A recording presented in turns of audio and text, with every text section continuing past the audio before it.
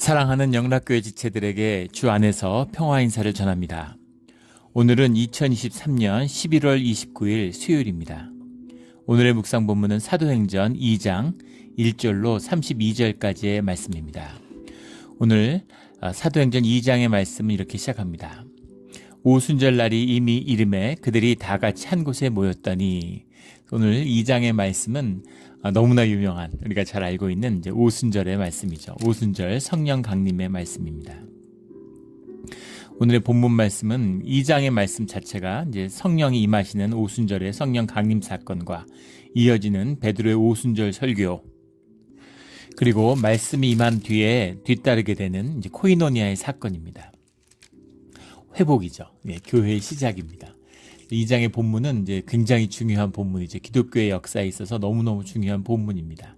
오늘 본문을 오순절의 성령 강림 사건과 베드로의 오순절 설교의 전반부를 나누는 것으로 이렇게 같이 말씀을 나누려고 합니다. 오늘 본문 2장 1절의 말씀에 보면 오순절 날이 이미 이름에 이렇게 시작하고 있어요. 오순절이 이름에. 이 말씀 자체로 유대인들이라면 굉장히 이 의미가 확 와닿았겠죠. 우리 예전에도 한두 번 나눈 적이 있었는데 6월 오순절의 의미입니다. 오순절이 임했다 그러면 이제 성경 묵상을 충실히 하는 분이라면 탁 와닿는 것이 있죠. 오순절이구나, 이런 겁니다. 오순절의 첫 사건을 보게 되는 것은 우리 노아 사건에 나오는 무지개 언약입니다. 무지개 언약에 보면 그 물이 거치는 사건이 일어날 때를 첫 달 초하루다, 이렇게 이야기하고 있습니다. 물이 거치기 시작하는 것이 첫 달 초하루고, 그 땅이 보이는 것이 이제 2월 둘째 달에 27일이었다, 이제 이렇게 나오죠. 우리 첫 달이라는 것에 이제 6월절의 시작이잖아요. 6월절의 시작이 이제 첫 달로 치는데, 그 첫 달 초하루에 시작해서 2월 27일이 되었다. 그러면 이제 57일이 되었다, 이런 얘기죠. 우리 6월절이라는 것이 1월 14일이 저녁에 시작되잖아요. 6월절 다음부터 무교절이 1월, 물론 유대의 종교력이고 우리로 하면 3월 중순이죠. 태양력으로 하면 무교절이 1월 15일부터 21일까지 일주일 동안 진행되는 것입니다. 6월절과 무교절이 끝나고 나면 그 주간에 안식일이 오겠죠. 어떤 날이 시작되었던 이제 안식일을 이제 걸치게 되겠죠, 일주일이. 그러면 그 주간에 안식일이 지난 다음 날, 안식일 이후의 첫 날이 초실절입니다. 초실절에 이제 첫 보리가 추수된 달이죠. 그 이스라엘의 땅이 가보진 못했지만 이제 굉장히 작지만 다채로운 그 지형을 갖고 있다. 높은 산도 있고 아주 다양한 그 세계 모든 지리가 이 팔레스타인 지역에 밀집돼 있다. 어떤 모델링, 샘플 지형이다. 이렇게 지리학자들이 이야기한다고 그래요. 아주 다채로운 사막도 있고, 숲이 우거진 곳도 있고, 계곡도 있고, 높은 산도 있고, 평평한 평야도 있고, 다 있다는 겁니다. 그래서 가장 그 이스라엘 남부 지역에서 흑토지대가 있는데, 거기서 첫 번째 보리 추수가 시작되는 것이죠. 그래서 그 첫 보리 추수를 기뻐하는 것이 초실절입니다. 우리 포도를 추수하는 가을의 초막절하고는 다른 것이죠. 초실절, 첫 열매를 추수했다 해서 보리 추수를 하는 초실절이에요. 가을에 가을비, 이른 가을비가 내리기 시작하면 가을비가 내릴 때 이제 씨 뿌리는 걸 시작하는 거죠. 그래서 봄에 이제 초실절, 첫 열매를 추수하는 첫 보리 열매가 추수되는 겁니다. 그러면 이제 일주일마다 올라오면서 남쪽부터 이제 추수가 시작해서 쭉 이스라엘 타고 올라오면서 계속해서 보리가 추수되는 거죠. 그래서 7번의 그 보리를 추수하는, 그래서 이제 7번씩 7번, 77절이죠. 49일이 지나는 겁니다. 그러면 49일 날이 이제 번째 날이 77절이 되고 50번째 날이 됐을 때, 50번째 날이 났을 때 이제 보리의 추수가 완전히 끝난 거고, 이제 새로운 축제가 시작되는 겁니다. 새로운 축제이면서 동시에 마지막 축제죠. 교회, 우리가 지금 지키는 교회 절기하고도 맞닿아 있죠. 오순절을 지내고 나면 그 다음부터 오순절을 쭉 갑니다. 오순절을 쭉 6개월을 가고 추수감사절에서 다시 시작되는 거죠. 그런 건 똑같아요. 오순절이 오면 이제 초막절 때까지는 제사가 없는 것입니다. 그게 쭉 가는 거예요. 이제 그걸 의미하고 있는 거죠.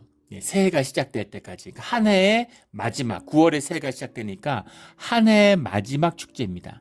그래서 오순절이라는 것이 우리 레위기 23장에 나오는 말씀이지만 하그 아제레트라고 부르죠. 하그 아제레트.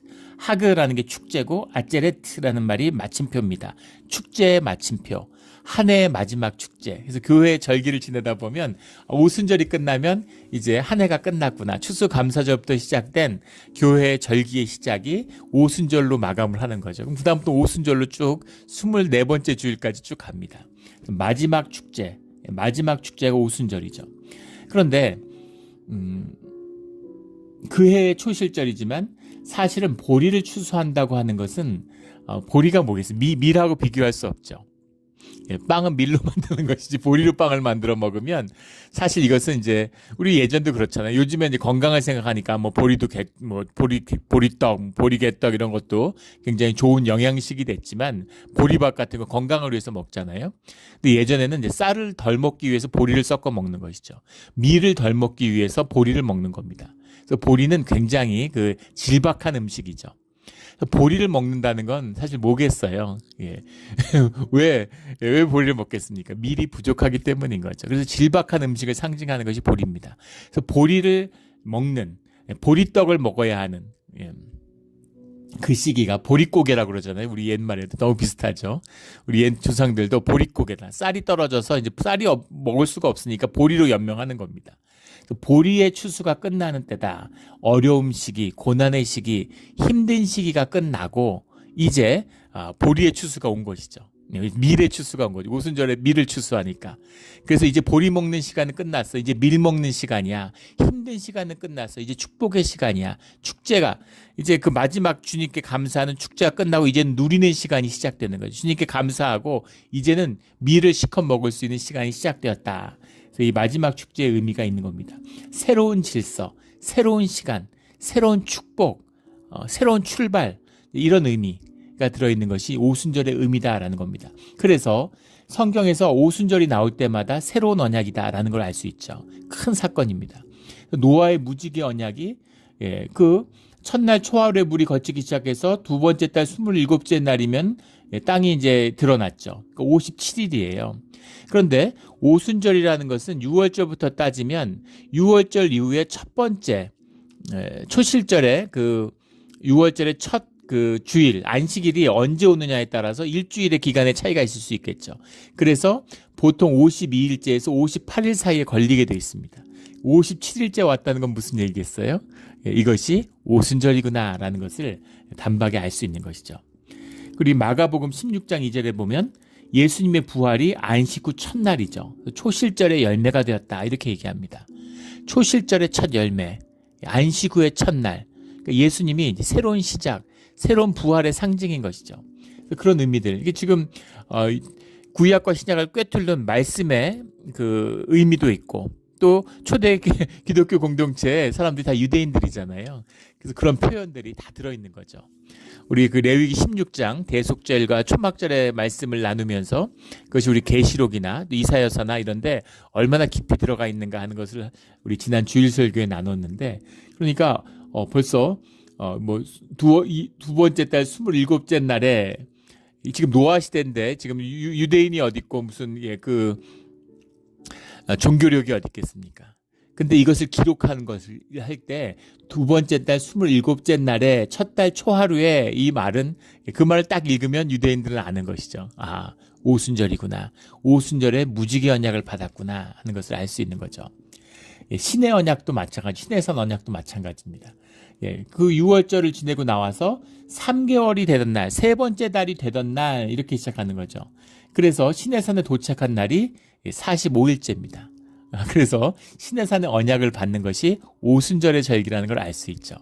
오순절, 시내산의 언약을 받은 것도 오순절, 무지개의 언약을 받은 것도 오순절. 그래서 오순절이 이름에 성령 강림이 임했다라는 건 이제 주님의 새 언약이 시작되었다.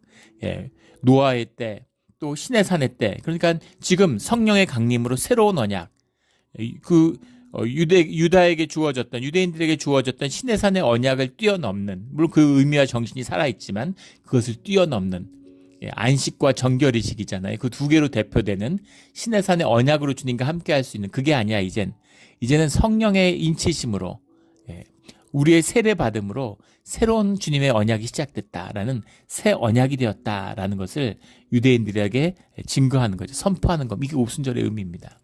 오순절이 이미 이름에 오순절이라는 말 자체에 이미 새로운 질서가 시작됐다. 새로운 언약이 시작됐다. 새로운 세상이 열렸다. 이 뜻이 들어있는 것이죠. 우리 오순절을 보낼 때마다 또 오순절을 통해서 우리 삶 가운데 새로운 날이 열리기를 또 세상 가운데 새로운 날이 열리기를 주의 이름으로 축원합니다.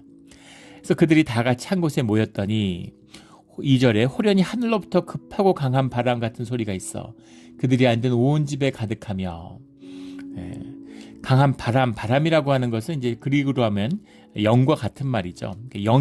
강한 영이 임했다는 겁니다. 주님의 임재, 주님이 말씀하신 그 보혜사 성령이 찾아오시는 거죠. 그 영을 보내신다고 하셨으니까. 그것은 곧 예수님의 약속이셨고 또 세례 요한도 누가복음 3장 16절에 보면 나는 물로 세례를 주지만 나의 뒤에 오시는 분은 예수님은 성령과 불로 세례를 주신다. 불이라는 건 늘 살아계신 하나님의 임재잖아요. 그러니까 성령의 상징이 불이죠. 그래서 불로 성령으로 세례를 주신다. 이렇게 말씀하셨는데 그 말씀이 성취되고 있는 것이죠.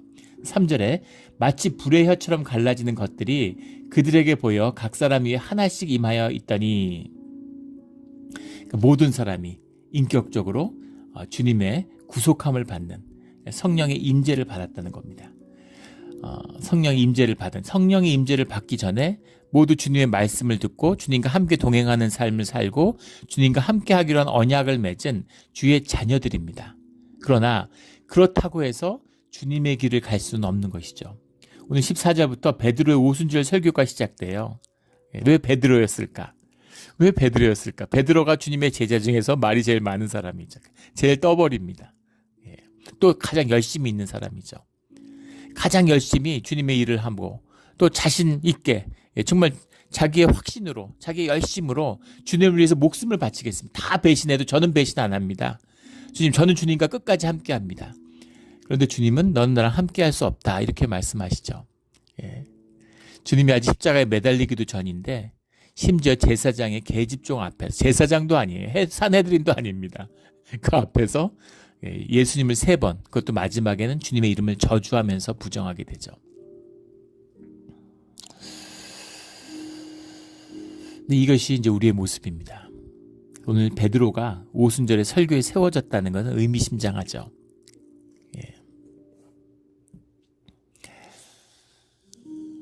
우리가 말을 많이 합니다. 저는 목사니까 말이 많죠. 얼마나 말이 많습니까? 그런데 우리 안에 진실한 말이 일생 가운데 진실한 말을 얼마나 할 수 있을까? 일생에 한 번이라도 한마디라도 진실한 말을 했을까? 이런 진지한 고민을 하게 돼요. 진실이라는 게 뭘까라는 거죠. 베드로가 진실하지 않았을까요? 우리가 진실하다 그러면은 자꾸 사람들이 정직하다고 생각합니다. 거짓말을 안 하는 거라고 생각해요. 그런 게 아니죠. 윤리적인 얘기가 아닙니다. 우리 존재의 진실이 뭐냐는 거죠. 우리 안에 생각이 가득한데 생각이 가득하다는 건 뭘까요? 우리가 육신을 입고 있고 현상을 살아갑니다. 우리 육신에 눈이 밝아져서 선악과를 먹어서 세상에 보이는 현상의 것이 현상에 대한 반영, 현상에 대한 표상, 현상을 향한 내 마음, 이것이 내 안에 가득한 것이 내 생각이에요. 우리는 계속 생각하는 거죠. 모든 것이 개념적으로, 모든 것이 생각으로 하는 겁니다. 그래서 생각이 가득하니까 또 현상밖에 보이지 않는 악순환이 일어나는 거죠. 우리 에고가 뭐예요? 생각이 만들어내는 거짓 나잖아요. 나는 이런 사람이야.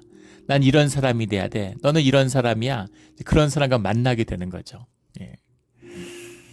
제가 어렸을 때 부모님이 이제 아버지가 공무원 하시고 어머니가 어렵게 가게를 어머니가 끌고 가셨죠.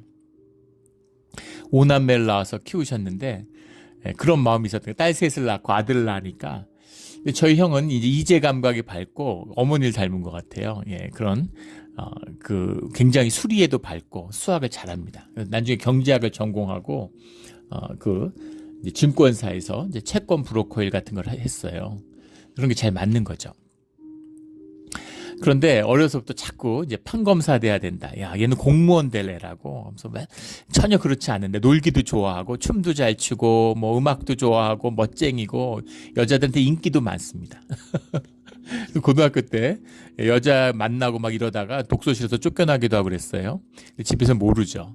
근데 늘 부모님은 그러시는 거예요. 아유, 큰애는 점잖고, 예, 큰애는 말이 없고, 예, 큰애는 뭐 이렇게 공무원 하면 딱 맞을 거라고 생각하는 걸 보는 거죠.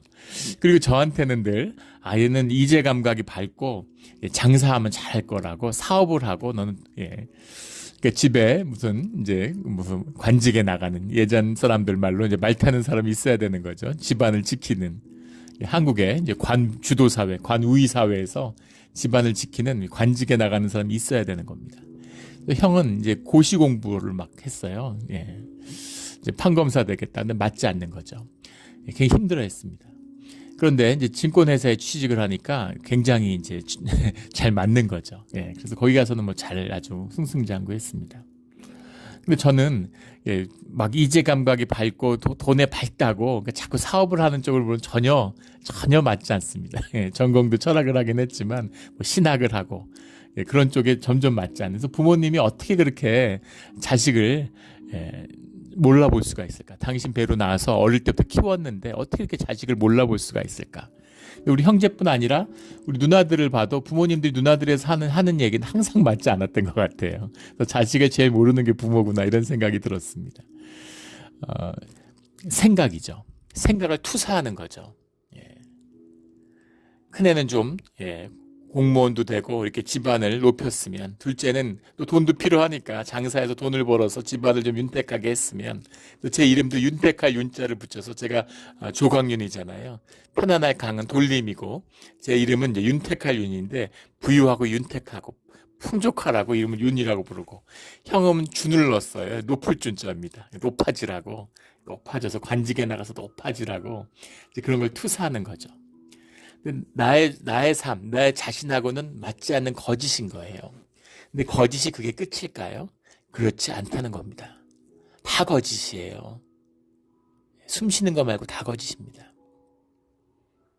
그래서 우리가 기도할 때 호흡이 중요한 거죠. 호흡에서 시작하는 겁니다. 그게 진실이기 때문이에요. 그런데 그 현상에 반응하는 나를 다 걷어내고 나면, 모든 것이 부정되고 나면, 그러면 진짜 아픈 진실, 진짜 나를 만나게 되죠. 그게 베드로의 통곡입니다. 이게 나구나. 자신의 거짓을 만나고 통곡하는 거죠. 3년을 같이 살고 자기가 정말 열심이고 진짜 진심이고 진짜 확신인 줄 알았는데 다 거짓이었던 거죠. 구원의 확신, 이런 거는 구원파나 하는 소리입니다. 거짓이에요. 내가 확신을 갖고 안 갖고가 뭐가 중요합니까? 어차피 십자가 위협이 다가오면 다 부정하는데, 그 아프게 만난, 난 물고기나 잡으러 가야 되겠다. 예수님을 쳐다볼 수도 없는, 예수님이 와서 네가 날 좋아하니? 사랑하니? 하고 묻고 있는데 그것도 대답할 용기가 없어요. 이제는 내 자신에 대해서 아무것도 자신할 수 없는 겁니다. 그게 나의 진실이죠. 그런데 그런 베드로의 모습을 주님이 사랑으로 감싸주시는 겁니다. 그리고 주님이 내 양을 먹이라 라는 소명을 주셨죠. 그래서 그 소명의 말씀이 베드로 삶의 중심이 된 거예요. 베드로 삶의 진실이 된 겁니다. 그래서 이 깨어짐, 이 고통, 이 아픈 진실을 만날 때까지는 내 신앙은 신앙이 아닌 겁니다. 종교 생활을 해요. 종교의 거짓을 해요. 무슨 손톱만큼이라도 내 의가 있으면 사람들 정죄합니다. 정죄한다는 게 거짓 종교의 본질이죠. 교회에서 정죄하는 사람들 보면 막 의의 사도에 의가 넘쳐납니다. 뭐 누가 새벽 기도를 나오니 안 나오니, 뭐 왜 권사 장로가 새벽 기도를 안 나오냐, 뭐 왜 예배 늦게 오느냐, 왜 다른 사람이 예배를 어떻게 드리는, 본인이 내가 주님 앞에 예배를 온전히 한번 드릴 수 있습니까? 그게 중요한 것이죠. 더 중요한 건 예배를 통해서 내가 새로워지느냐는 겁니다. 주님이 살아계신 하나님이고 예배의 주인이신데 내가 진짜 마음의 중심으로 주님 앞에 한 번 진정한 예배를 드린다면 내 삶이 깨지고 바뀌어야죠. 깨지지 않아요. 깨지지 않습니다.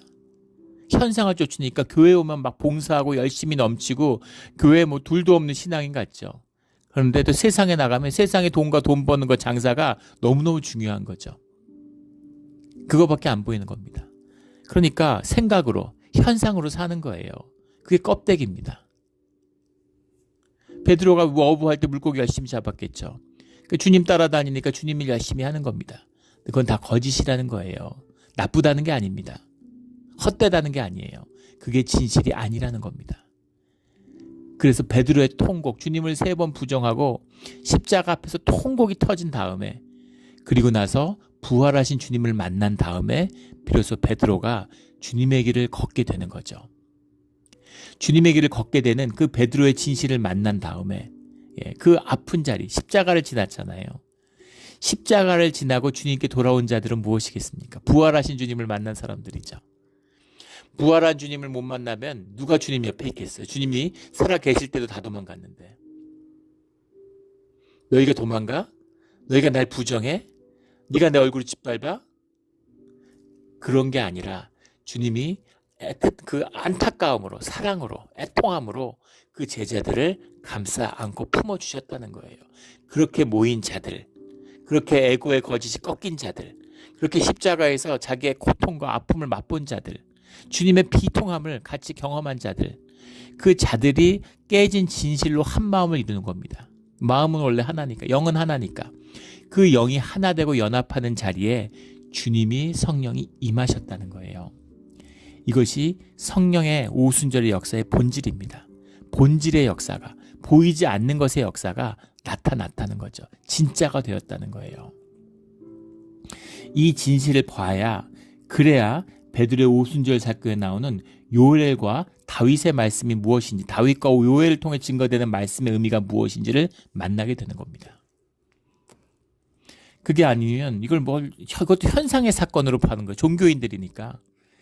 그래가지고 이게 불이 하나씩 임하는 게 뭐냐, 이걸 무슨 막 엑스터시에 무슨 이런 걸로 막 초월적인 무슨 엑스터시고 이게 뭔가 이런, 자꾸 종교를 이게 거짓이니까 극대화시키는 거죠. 본질을 잊어버리면서 내 마음의 중심을 돌이키고 내 삶이 새롭게 시작되고 새로운 삶의 질서가 시작되지 못하면서 나는 변하지 않으면서 뭔가 변한 것처럼 뭔가 극적인 걸 자꾸 찾는 겁니다. 삶이 일상이고 똑같으니까, 메마르고 허무하니까. 그러니까 자꾸 뭔가 초월적이고 신비한 막 그 현상에 이적의 막 의미를 부여하는 거예요. 그래서 방언을 받는데, 방언을 받는다는 게 뭐예요? 주님의 말씀이 내 삶의 중심의 진실이 되었다는, 주님과 하나 되는 삶을 산다는 거잖아요. 그게 뭡니까? 기도가 내 삶의 중심이라는, 주님이 주신 말씀이 내 삶의 중심이라는 거잖아요. 기도라는 게 아침에 나와서 이거 주세요, 저거 주세요 하는, 그건 간구고 그것은 기원이죠. 그건 종교의 기원입니다. 주님과 하나 되고 주님의 아픔 가운데 하나됨을 느끼는 거죠. 예수님의 마지막 기도, 왜 주님 나를 버리셨습니까? 그 처절한 아픔 가운데 만나는 그 존재의 진실, 그것이 그 아픔이, 그 좌절이 그 가운데서 주님과 함께하는 것이죠. 우리에게 들려주신 주님과 하나 되는 모습입니다. 이 십자가잖아요. 주님과 하나 된 그 중심이 진실, 거기서 성령님이 함께 하시며 성령의 역사가 내 생명을 피워내면, 나도 영이잖아요. 나 안에 영이 있고 주님의 영 가운데 연결되는 내 삶이 피어나는, 그러면 여러 가지 모습들이 나올 수 있고 생명이 피어날 수 있는 거죠. 그런데 방언을 왜 방언을 받았네, 그런 교단도 있고, 방언 안 받으면 크리스찬 아니다 이러고, 왜 방언을 안 받냐 이러고, 또 방언 학교가 있고 무슨 귀신 방언을 막 애기 방언을 하네, 방언이 잘하질 않았네. 방언 받은 것으로 남을 판단하고 정죄해요. 세상에 그런 성령이 어디 있습니까? 성령 받았는데 나는 크게 받았는데 넌 적게 받았네. 넌 현찮네, 넌 애기 방언 하네, 나는 천사 방언 하는데. 사도 바울의 말처럼 천사의 방언을 한다고 해도 아무 소용없는 거예요. 무슨 의미가 있습니까 도대체? 사랑하는 마음이 없으면, 하나 되지 못하면, 교회 가운데 화목하지 못, 믿는 사람들하고도 화목하지 못하는데 세상 가운데 무슨 영향력을 행사할 수 있겠어요? 이런 현상의 사건에 의미를 두지 말라는 겁니다. 그래서 또 뭐 보면은 뒤에 나오는 무슨 사도 바울이 얘기하는 그런 방언, 그런 것과 뭐 고린도서에 나오는 방언하고 또 뭐 사도행전에 나오는 방언은 다른 방언이다. 뭐 그렇게 보일 수도 있겠죠. 각자 자기의 방언으로 그 나라, 그 지방의 이야기로 얘기했다. 이렇게 나오잖아요. 근데 뒤에 나오는 방언을 보면 그것이 하나의 은사로 사람들이 통역하는 뭐 이런 걸 이야기하고 또 이런 걸로 봐서는 다른 방언처럼 보이지만 본질은 무엇입니까? 교통이죠. 하나됨이에요. 인종과 언어와 문화와 관습을 뛰어넘는 하나됨이 성령 안에서 이루어진, 이게 영의 본질이잖아요. 같은 크리스찬이면 영접하는 거죠. 같은 크리스찬이니까 하나가 만나는 겁니다.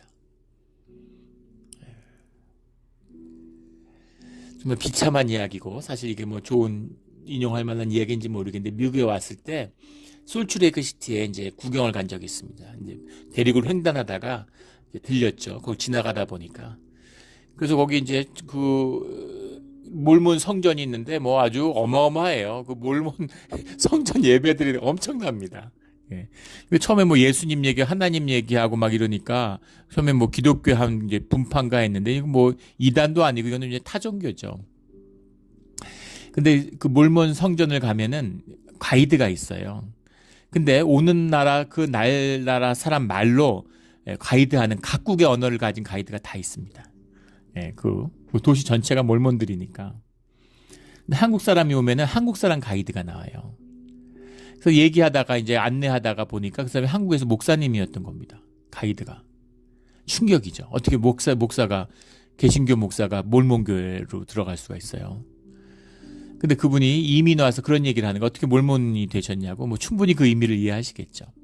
이민 와갖고 너무 힘들고 고생이 많았는데 자기를 크리스찬 형제로 받아주고 도움을 준 사람들은 몰몬들밖에 없었다. 이렇게 얘기하더라고요. 예. 세상에 고통받고 아픔이 있는 사람들이 아니라 크리스찬도 끌어안지를 못해요. 심지어 같은 교회인데도 갈등하고 분쟁을 막 일으킵니다. 그런데 방언을 하면 무슨 의미가 있을까요? 예. 방언으로 남을 정죄한다면 분명히 이것은 마귀의 방언이겠죠. 그래서 무슨 능력 이런, 물론 주님의 은혜고 방언의 은사가 없다는 게 아닙니다. 방언의 능력이 있죠. 우리의 의식의 기도를 뛰어넘는 무의식의 기도니까, 주님과 교통하는 것이니까. 또 방언을 하면 영이 또 힘을 받고 심령이 자라나는 그런 게 있어요. 예, 방언으로 기도할 때가 있지만 뭐 받았니 안 받았니 뭐 무슨 방언을 하니 이런 차원의 이야기가 아니라는 겁니다.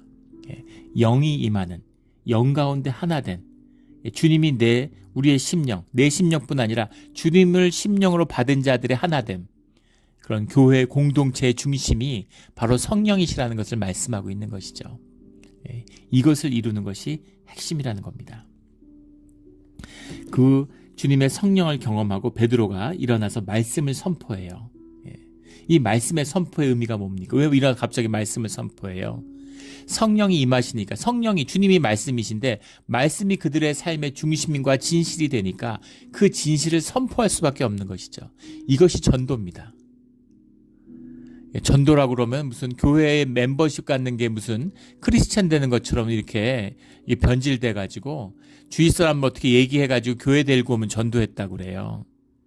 전도라는 건 무엇입니까? 내 삶의 진실이 주님의 복음이 되어서, 복음을 받았으니까, 성령을 받았으니까 그게 내 삶의 중심이고 나의 존재의 진실이라면 그게 드러나고 내 삶이 될 수밖에 없겠죠. 예수 그리스도의 이름으로 주님의 이름을 받았다는 그 의미, 성령을 받았다, 주님의 이름을 받았다, 세례를 받았다, 공동체의 일원이 되었다, 다 같은 얘기죠. 하나님 나라를 산다, 다 같은 이야기죠. 로마 시대예요. 세상을 황제가 다스리고 황제가 신입니다. 황제 이름으로 모든 게 해야 돼요. 황제 이름으로 언약을 하고 황제 이름으로 선포를 하고 황제 이름으로 다스리는 겁니다. 그런데 성령을 받으니까 주님의 백성이 돼서 주님이 왕이니까 나는 주님의 이름으로 산다는 거예요. 예수 그리스도 이름으로 산다는 겁니다. 이게 내 삶의 중심이기 때문에 세상이 어떻든 황제가 누구든 황제 이름이 뭐라 그러든 난 상관 안 해. 오늘날 세상에 지금은 뭐 돈이 지배하고 있죠. 그걸 끊는 것, 어떤 의미에서는 더 힘들 수도 있겠지만 차원이 다른 얘기잖아요. 황제한테 가서 이 동성의 머리를 숙이고, 우리 일제시대 때 그 무슨 황궁 요배 이런 거 하는 것처럼 그거 거부하면 감옥 가고 죽기도 하는 거죠. 근데 그런 건 나한테 중요하지 않아. 내 중심, 뭐 로마든 이스라엘이든 바벨론이든 뭐 페르시아든 다 상관없어. 나는 하나님 나라의 백성이야. 이게 내 삶의 중심이야. 그 중심에는 주님이 나와 함께 하시고 주님이 나에게 주시는 말씀이 있어, 이거잖아요. 그러니까 그 말씀을 선포할 수밖에 없는 거죠. 그게 나니까, 그걸 사니까 그럴 수밖에 없는 거죠. 그걸 선포하는 것이 전도입니다. 아버지가 크리스찬으로 살면 부부가, 자녀가 다 크리스찬이 되고 복을 받게 돼 있어요. 그게 진실이면 자녀는 부모에게 돌아옵니다. 그게 진실이면 자녀는 자기의 재단을 쌓게 돼 있어요. 그게 진실이라면 부모는 주님을, 자녀는 주님을 영접하게 돼 있습니다.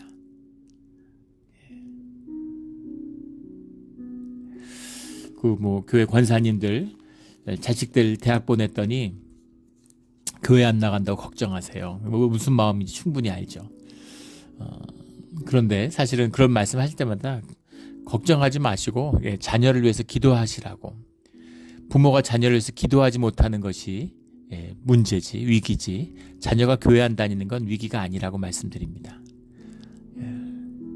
10대라는 나이라는 게 그 질풍노도의 시기라고 그러잖아요. 자아가 형성되는 시기죠. 모든 자기에게 주었던 경험과 과정을 부정하면서 내가 나를 나라고 말할 수 있는 나를 만들어가는 과정이에요. 의식이 생겨나는 과정이 자연스러운 겁니다. 그러니까 삐뚤어 나가기도 하고, 부모가 누르면 누를수록 더 반항적이고 더 엇나가게 돼 있죠. 자연스러운 거예요. 누를 필요가 없습니다. 눌러봐야 부모 자식 간의 의만 상해요. 그럴 필요가 전혀 없는 것이죠. 그런데 그럼 그 의식은 다 거짓이냐? 아니죠. 의식의 힘이 있어야 무의식을 담는 그릇이죠. 귀한 시간이에요. 근데 교회에서 중고등부 데리고 가가지고 뭐 당연히 방언 받죠. 의식의 힘이 약한데 무의식이 얼마나 열려 있습니까? 중고등부 학생들 데려가서 수련회 가면은 3분의 2는 다 방언을 받아요. 방언 받고 안 받고의 문제가 아닙니다. 그럴 때 영을 다스리는 것은 방언으로 하는 게 아니라 음악으로 해야 돼요. 영을 만지는 것이죠. 근데 10대에 중요한 것은 의식이잖아요. 의식의 힘을 키워가는 겁니다. 20대 초반도 마찬가지죠. 의식의 힘을 계속 키워가는 거예요. 그런데 의식으로 살 수 없죠. 한번 살아보고, 한번 도전해보고, 내 고집으로, 내 뜻으로, 내 의지로 되는지 한번 해보고, 해보면 어떻게 되겠어요? 깨지겠죠. 진실하게 살았다면, 열심히 살았다면, 비겁하게, 그것도 아니고, 삶을 살아보지도 않고, 부모 용돈 받고 맨날 게임이나 하고 앉아있고, 이러면 안 되는 거죠. 근데 자기 의식으로, 자기 힘으로 살아볼 수 있다고 믿고 한번 도전해서 깨지면, 그러면 자기를 만나는 거죠. 그때 나를 붙들어 주시는, 물고기나 잡아야 되겠다. 그런데 찾아와서 그런 베드로를 품어주시는 그 주님을 만날 수 있냐는 겁니다. 물론 내가 뭐 어떻게 해서 만나는 건 아니죠. 주님의 은혜입니다. 하지만 그 은혜를 위해서 기도하는 것이고, 주님이 그렇게 해주시겠다고 언약의 말씀을 우리에게 주셨어요. 나한테만 준 게 아니라 우리 가족에게, 내 자녀들에게 주는 축복의 약속을 나에게 주셨습니다. 그래서 그걸 붙들고 기도하는 것이죠. 약속 잊지 마세요, 그런 것이 아니라, 왜 축복 안 주십니까? 그런 게 아니라, 주님과 하나 되면, 주님한테 머물러 있으면 그 약속이 우리 가운데 살아있다는 겁니다. 내가 버리지 않는데 주님이 버리지 않으세요. 주님 안엔 정죄가 없습니다. 그래서 주님께 매달리고 또 매달려야 되는 것이죠. 우리가 예배 때마다 회개하는 것입니다. 오늘 이제 베드로가 말씀을 전하는데, 근데 신기한 것은 이게 정말 성령이 임하고 성령의 말씀이 나와서 그런 거겠지만, 또 그렇게 얘기하는 학자들도 있어요. 누가가 이제 굉장한, 누가복음을 봐도 그렇지만 이제 문학적 소양이 뛰어난 굉장히 학식이 있는 사람이었다는 걸, 뭐 책을 썼으니까 근데 이 표현들, 그러니까 유다 문화에도 정통해 있고, 이 그리스로 썼잖아요. 그러니까 그리스와 이제 그 당시에 헬라의 문화와 또 전통적인 유대의 문화, 이스라엘 문화를 모두 다 알고 있는, 히브리어도 잘 알고 헬라어도 잘 알고 아람어도 잘 아는, 그리고 문학적 소양도 뛰어난 이제 그런 사람이었을 것이다. 그래서 사실 베드로가 아람어밖에 못하잖아요. 베드로는. 그래서 베드로가 어부 출신 아닙니까? 요즘 어부하고 다르죠. 글을 배운 적이 없어요. 학교를 다닌 적이 없습니다. 그래서 뭐 책을 당연히 읽은 적도 없고, 그땐 책도 귀해서 어디 찾을 데도 없던 때잖아요. 그런데 베드로가 막 지혜가 임해가지고 말씀을 그냥 말씀이 쏟아져 나오는 거예요. 이게 성령의 말씀, 성령이 주시는 감동으로 말씀을 하는데 누가가 그 본질을 듣고서 그 은혜로운 자신의 간증을 듣고서 멋지게 윤색을 했을 것이다. 아름답게 이제 문장을 만들었을 것이다. 뭐 그랬을 수도 있죠. 그러나 이 하나님의 지혜가 임하니까 뭐 표현이나 뭐 이런 어귀가 중요한 것이 아니라 이제 문장이 너무 세련되니까, 그리고 그릭으로 돼 있으니까 당연히 번역을 했고, 그러니까 번역이 이제 기가 막히게 이제 됐다는 거죠. 그런 식으로 이제 이해하는 분도 있는데, 어쨌든 그 지혜와 하나님의 말씀의 그 중심이 임하는 건데, 그 말씀이 기가 막힌 거죠. 이 말씀이 완전히 통하고 있습니다. 16절부터 나오는 요엘의 말씀, 요엘의 말을 이제 요엘서에 나오는 말씀을 증거하는 거죠. 그래서 말세에 내 영을 모든 육체에 부어주리니 예언할 것이요 환상을 보고 꿈을 꾸리라. 환상과 꿈을 전하는 겁니다. 이게 예언이에요. 내 안의 본질이죠. 꿈과 환상이라는 것은. 하지만 이것이 실제화되는 것이 역사고 삶입니다. 실제화된 것이 현상이죠. 그러니까 그 내가 현상을 살고 있지만 내가 꿈과 내 환상, 나의 실제를 선포할 수밖에 없는 거죠. 그것이 내 삶의 실제고 그것이 나의 현상이니까, 내 육신을 살고 있는 내 삶의 본질이니까 그걸 선포하는 것이죠. 그래서 영을 받은 자의 모습입니다. 19절을 보면 내가 위로 하늘에서는 기사를, 아래로는 땅에서는 징조를 베풀리니 곧 피와 불과 연기로다. 주님의 일이 일어난다는 거죠. 보통 기사라는 것, 테라타라는 말은 이제 원더, 영어로 그렇게 해석하고, 징조는 이제 세메야라는 말인데 사인이죠. 현상 가운데 나타나는 이제 본질의 것의 표현, 본질의 표상, 이게 사인이고, 기사라고 하는 건 현상 자체를 깨는 거죠. 현상을 바꾸고 변화되고 뒤집어 버리는, 이게 테라타라는 겁니다. 현상이라는 건 껍데기니까 옷을 갈아입는 것 같은 거죠. 멋쟁이에요. 그래서 옷을 확 갈아입어 다른 옷으로. 테라타죠. 다른 옷으로 갈아입은 것입니다. 원더죠. 세메이아, 사인이라고 하는 건 같은 옷을 입었는데 뭔가 이게 멋이 있는 거죠. 멋쟁이니까. 똑같은 옷을 입었는데, 우리 예전에 교복 입을 때, 저는 이제 교복 자유화 되기 전에 마지막 교복을 입었던, 제 중학교 때 교복 자유화가 돼서 잠깐 동안 사복을 입고 이제 고등학교 때 학교를 다녔는데, 중학교 때 옛날 교복, 일본 해군 군복에서 왔다 그러죠. 검은색 군복. 그걸 입는데, 그거 다 똑같은데, 그걸 좀 멋을 내보겠다고. 목에 있는 버클을 이제 뭐 풀고, 단추 하나 이렇게 풀고 다니려고 그러고, 머플러 같은 거 목에다 묶어가지고, 하나 풀면 그 밖에다 조금 내놓으려고 그러고, 여학생들 교복 단 같은 거 이렇게 접어가지고 안으로 꼬매서, 그래서 교문에서 이제 걸려가지고, 막 쳐맞고 이러잖아요. 너무 비참하죠. 참 비참한 시절을 살았습니다. 머리를 어떻게든, 다 빡빡인데 어떻게든 길러보려고, 개성을 주려고 한 줄을 이제 쫙 완전 밀어서 이렇게 넣었다가, 또 몽둥이 같은 걸로 머리 두드려 맞고 막 그런 거 많이 봤죠. 선생님들이 이제 교문에 서가지고. 그런 게 사인입니다. 본질의 것이 현상으로 표현되는 거죠. 뭔가 드러나는 거죠. 그래서 그 사인이 보이고 사인을 통해서 본질의 역사가 보인다는 겁니다. 본질이 내 중심이 됐으니까, 본질을 만났으니까 본질의 것, 주님의 섭리의 역사가 보이는 거죠. 악을 통해서 주님의 선을 이루어가는, 의를 통해서 주님의 선을 이루어가는, 선악과로 싸우지 않아요. 주님의 사람은 주님의 섭리를 보니까, 어떻게 저런 놈이 어떻게 저런 인간이 뭐가 될 수가 있어, 막. 교인 중에 자꾸 뭐 미국 대통령 욕하고 또 한국 대통령 욕하고 이런 분들이 있어요. 뭐 욕을 하는 거는 자유지만은 제가 교회 모임 갔는데 자꾸 그런 얘기 하시려고 그래서 그런 걸 하지 마시라고 그랬죠. 근데 그런 걸 하면 안 되냐고 물어보시더라고요. 그래서 그런 걸 하면 마귀가 같이 놀자고 찾아온다 이렇게 말씀을 드렸어요. 마귀하고 같이 놀면 안 좋은 일이 생깁니다. 그런 거 하면 안 돼요. 주님이 모든 권위는 주님께서 나오는 겁니다. 주님께 나오는 거예요. 그 일을 그렇게 이루시는 뜻이 있는 겁니다. 용납 안 되고 받아들여지지 않죠. 참기 어렵죠.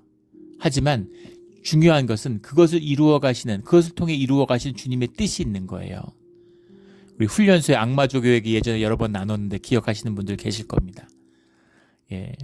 훈련소에서 악마조교가 있어요. 세상에 정말 살아있는 악마가 정말 육체를 입은 것 같은, 어떻게 이렇게 훈련병들을 괴롭히고 정말 작은 하나하나 그렇게 괴롭힐 수가 있겠어요. 본 조교는 이렇게 빨간 모자 딱 쓰고 막 피도 눈물도 없는. 근데 그 조교를 미워할 필요가 없죠. 조교하고 원수 질 필요가 있습니까? 원수 지고 미워해봐야 더 괴롭힘만 더 당하게 되죠. 그런데 그 악마 조교를 통해서 우리의 체력을 키우고 우리의 전투력을 키우고 군인이 되어가는 거죠. 그래서 주님이 쓰시고 이루어 가시는 주님의 큰 뜻 가운데 있는 거예요. 주님이 허락하신 겁니다. 짐승의 권세가 세상을 흔들고 있어요. 교회는 쇠퇴하는데 어떻게 이럴 수가 있습니까, 주님? 어떻게 이럴 수가 있습니까, 주님? 교회가 어떻게 이렇게 될 수가 있습니까, 주님? 교회를 버리십니까, 주님? 그런데 바빌론의 유수와 같은 거죠. 어떻게 예루살렘이 망할 수 있어요? 어떻게 성전이 무너집니까? 어떻게 주의 백성이 맨발로 목에다가 차고를 차고 맨발로 노예로 끌려갈 수가 있습니까? 어떻게 이렇게까지 비참해질 수가 있습니까, 주님? 이방인들 손에. 그것을 통해서 바벨론이 흥기하는 게 중요한 거예요. 세상을 보면 바벨론이 성공한 것 같죠. 세상을 보면 페르시아가 이긴 것 같죠. 로마의 세상인 것 같죠. 그런데 주님은 중요한 건 너희의 구속의 약속, 너희의 믿음이 성숙해가고 믿음의 사람들이 하나님의 나라를 이루어가는 것이 결국은 이기는 것이고 승리의 역사고 그 과정이다라는 거죠.